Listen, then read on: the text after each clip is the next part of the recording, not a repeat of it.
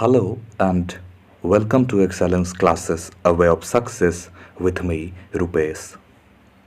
Friends, here we have already covered all the common errors and one-liner filler asked in CGL 2020 exams with proper and detailed discussion. So if you haven't watched those videos yet, you should watch. It will be very, helpful in your coming competitive exams in which questions from, English language are asked. And if you are, a new viewer here, you can visit our channel and enjoy those videos. But yes, do not, forget to subscribe our channel and hit the bell icon so that you can get the notification of every single video we make. Now, let's go ahead with the passage fillers asked in CGL 2020 exams. And the first जो है इसका वो based है communication पे. देखिए ये वो one liner, इससे पहले हम लोग देखिए वन लाइनर फिलर्स को. अब इसमें हम लोग देखेंगे पैसेज से रिलेटेड. तो पैसेज में आप लोग क्या करिए, सबसे पहले जैसे पैसेज वाला फिलर बनाइए तो आप लगभग 1 मिनट में आप उस पैसेज को एक क्या कहते हैं बर्ड्स आई व्यू में, मतलब कहते हैं सरसरी निगाह से या लफ्ज से बोलिए, तो बर्ड्स आई व्यू में आप उसको एक बार क्लियरली पढ़ लीजिए जल्दी से. और उससे आपको क्या होगा कि पता लग जाएगा कि ये जो पैसेज है वो किस पे बेस्ड है और ये किस दिशा में जा रहा है. तो इसको हम लोग पढ़ते हैं. Communication plays a dash role in the overall development of man. It can be learned by our dash efforts. Today, success in our professional life depends on our dash to read, write, and speak well, which results in effective communication. Barriers dash communication hinder the communication process. It's a very important to dash these barriers that the transmission of the message can be smooth. अब देखिए यहाँ पे अगर हम लोग देखते हैं तो लास्ट से पता चलता है कि मैसेज का ट्रांसमिशन जो है इसका क्या है, एक तरह से उद्देश्य है, मतलब ये पॉजिटिव सेंस में जा रहा है. तो अब हम लोग इसको फर्स्ट वाला को देखते हैं. फर्स्ट है कि communication plays a dash role in the overall development of man. मतलब मैन के ओवरऑल डेवलपमेंट में कम्युनिकेशन जो है वो कैसा रोल प्ले करता है. और हम लोग ये सुने हैं, एक प्रोवर्ब है कि communication is the bridge between your dream and reality. अगर आपका कुछ ड्रीम है उसको अगर आप रियलिटी में परिवर्तित करना चाहते हैं तो उसके बीच में जो एक ब्रिज है वो है कम्युनिकेशन. तो यहां पे आप अगर ऑप्शन देखते हैं तो टोटल, बेटर और लाइफलेस, इसका कोई तुक नहीं बनता है. Here your appropriate would be vital, जिसका मतलब होता है इंपॉर्टेंट. तो कम्युनिकेशन क्या बहुत ही इंपॉर्टेंट रोल प्ले करता है. तो इसलिए यहां पे क्या होगा, vital, ना कि total, better and lifeless. Now let's see the next question is communication plays a better role in a vital role in the overall development of man. It can be learned by our dash efforts. अब देखिए efforts इसके लिए कैसा होना चाहिए. अब contradictory को यहाँ पे देखते हैं तो contradictory का मतलब होता है in some sense paradox, विरोधाभास जिसमें हो उसको बोलता है contradictory. तो contradictory effort तो ये कोई तुके नहीं न बनता है. कंट्राडिक्टरी एफर्ट क्या होगा, इंपॉर्टेंट एफर्ट. इंपॉर्टेंट भी यहां पे सूट नहीं करेगा. यहां पे क्या सूट करेगा, अनक्लियर का तो कोई तुके नहीं है. यहां पे कॉन्शियस. तो अगर आप कॉन्शियस को देखिएगा तो ये एक तरह से होता है थोड़ा जैसे बोलते हैं कॉन्शियसनेस, एक तरह से थोड़ा डीप वर्ड है. तो अगर आप कॉन्शियस होकर नहीं इसको सीखिएगा तो आपका कम्युनिकेशन कभी भी डेवलप नहीं हो पाएगा. So here your appropriate would be conscious. Let's see the next. अब फिर से पढ़ते हैं. Communication plays a vital role in the overall development of man. It can be learn by our what conscious efforts. Today success in our professional life depends on our dash. अब देखिए to read and speak well with results in effective communication. अब effective communication इसमें क्या होगा, facility. तो यहां पे facility कोई वहां पे एसी वैसी न लगा देगा कि फैसिलिटी होगा उसके लिए कम्युनिकेशन के लिए. एजिलिटी का तो कोई तुके नहीं बनता है. एजिलिटी का मतलब होता है क्या, यू कैन से फिकलनेस, समटाइम ब्रायो और वाइवासिटी, मतलब हिंदी में बोल सकते हैं चपलता या चुस्ती। तो उसका भी यहाँ पे कोई तुक नहीं बनता है। यहाँ पे क्या होगा कि ये डिपेंड करेगा उसके एबिलिटी पर। वैरायटी का यहाँ पे क्या तुक पड़ेगा, एबिलिटी। अगर आप में एबिलिटी है अच्छा लिखने का, अच्छा बोलने का, तो ये एक इफेक्टिव कम्युनिकेशन में रिजल्ट होता है। अब आगे देखते हैं कि barriers. Next is barriers, barriers dash communication hinder the communication process. अब बैरियर के बाद जो प्रीपोजिशन हमेशा आएगा, तो बैरियर के बाद क्या प्रीपोजिशन लेता है, टू। तो यहां पे barrier to communication hinder. Hinder का मतलब क्या होता है, आप लोग जानते हैं। हिंडर का मतलब एक तरह से अवरोध उत्पन्न करना, उसमें बाधा डालना। तो बैरियर अगर होगा, कोई अवरोध होगा, रोक होगा, किसमें, कम्युनिकेशन में, तो ये किसको हिंडर करता है, हिंडर द कम्युनिकेशन प्रोसेस। ये कम्युनिकेशन के प्रोसेस को हिंडर कर देता है, उसमें गड़बड़ी आ जाती है। इट्स, अब नेक्स्ट देखते हैं। It's a very important to dash these barriers so that the transmission of the message can be smooth. अब मैसेज ये इंपॉर्टेंट क्यों होना चाहिए कि इस बैरियर को क्या किया जाए, अब इसको स्ट्रेंथन किया जाए। अब बैरियर स्ट्रेंथन का मतलब होता है मजबूत करना। अब बैरियर को अगर मजबूत कर दे तब तो और अवरोध उत्पन्न हो जाएगा, समझ रहे हैं आप लोग। आगे देखते हैं क्रिएट। अब क्रिएट, अब बैरियर एगो दुगो तो है ये, और क्रिएट कर दिए दो चार गो, तो इहो यहां पे सूट नहीं करेगा। सक्सीड का यहां पे कोई तुक नहीं बनता है ना, सक्सीड का। तो यहां पे क्या हो जाएगा, ओवरकम। तो बैरियर्स को अगर ओवरकम हम लोग कर लेते हैं, उस पर विजय प्राप्त कर लेते हैं, that the transmission of the message, then the transmission of the message can be smooth. So I hope you got the passage. Let's move to the next passage. Next is machines were made to be man's servant, yet man has grown so dash on them that they are in a fair way to become his dash. Already man spends most of their lives looking after and waiting dash machines. Machines are very stern bosses.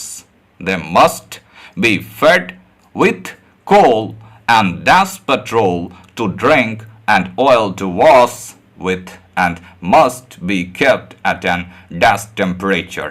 अब देखिए, अब इसको हम लोग देखते हैं कि ये कहां पे जा रहा है। ये एक तरह से अगर हम इसको बर्ड्स आई व्यू में पढ़ते हैं तो इससे पता चल रहा है कि ये मशीन और ह्यूमन, मैनकाइंड, यहाँ पे मैन जो है ये मैनकाइंड को डिनोट करता है। तो मैनकाइंड का जो है पूरा यहाँ पे रिलेशन है कोई। तो इसको हम देखते हैं और आगे फिल करते हैं। तो क्या कहता है ये, machines were meant to be man servant, मतलब मशीन को बनाया गया किसके लिए, मैन का सर्वेंट होने के लिए।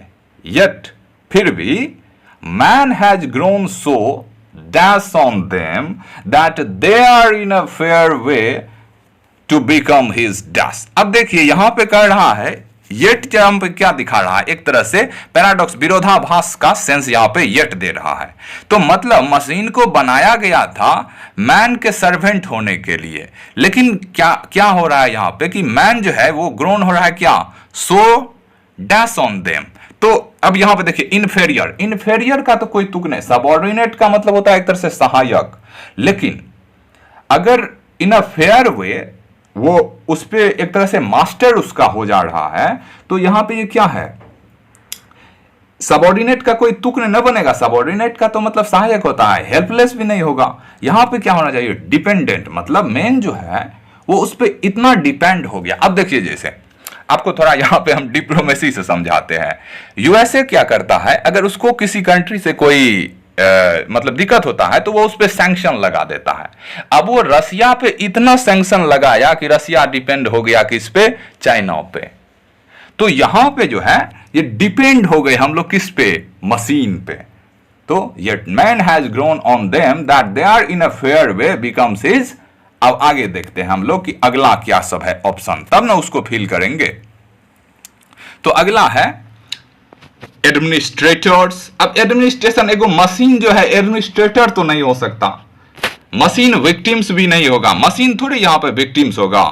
मशीन तो यहां पे एक तरह से क्या कर रहा है, ग्रोन सो डिपेंडेंट, हम लोग अगर मशीन पे डिपेंडेंट हो गए, अगर रसिया चाइना पे डिपेंड हो गया, हम लोग अमेरिका पे डिपेंड हो गए, तो हम लोग उसको एडमिनिस्ट्रेट या उसके विक्टिम थोड़े हो जाएंगे, नहीं ना हो जाएंगे। तो यहां पे ये क्या होगा, मास्टर हो जाएगा ना एक तरह से।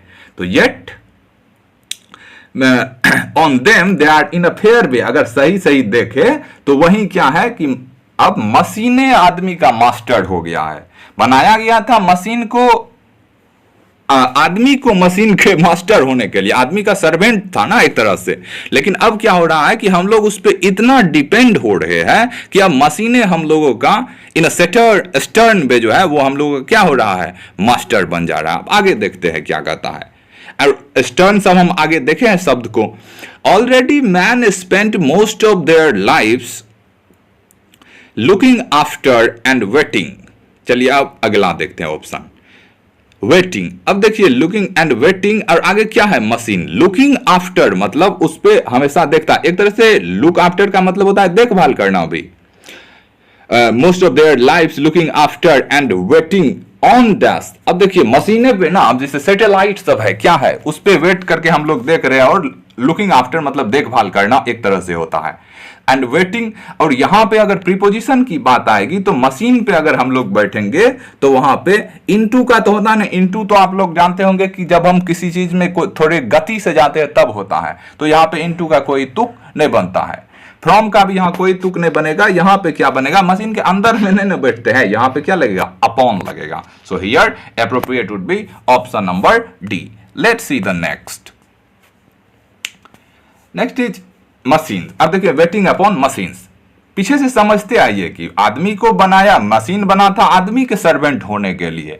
येट मैन हैज ग्रोन, आदमी इतना डिपेंडेंट हो गया उस पे कि इन अ फेयर वे जो है अब मशीनें उसका क्या बन गया है, मास्टर। ऑलरेडी मैन हैज, अब आदमी जो है उस पे ज्यादा से ज्यादा समय व्यतीत करता है लुकिंग आफ्टर के लिए। Machines are very stern boss. Stern boss ये भी एक तरह से निगेटिव सेंस देता है, तो ये एक तरह से निगेटिव तरह का बॉस हो गया है किसका, मैन का।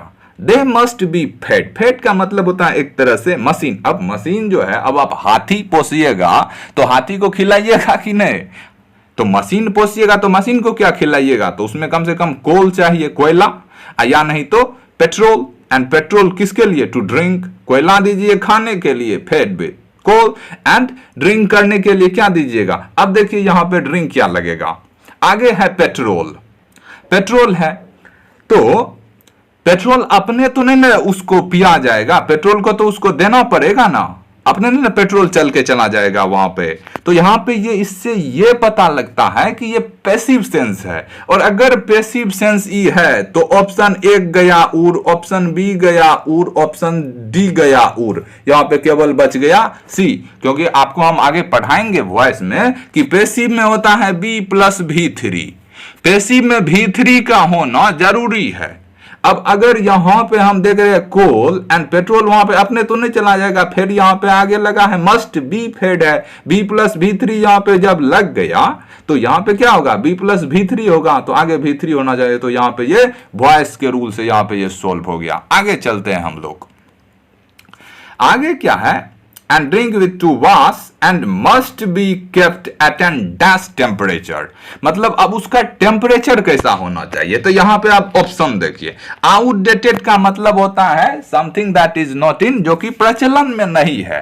तो यहां पे प्रचलन से कोई तापमान तो हमेशा रहेगा ना टेम्परेचर में। देख रहे हैं कि ग्रीन हाउस गैस कितना, वो जो टेम्परेचर पृथ्वी का बढ़ रहा है दिनों दिन, हम लोग समझ नहीं रहे, उत्तराखंड में हालों में आया है।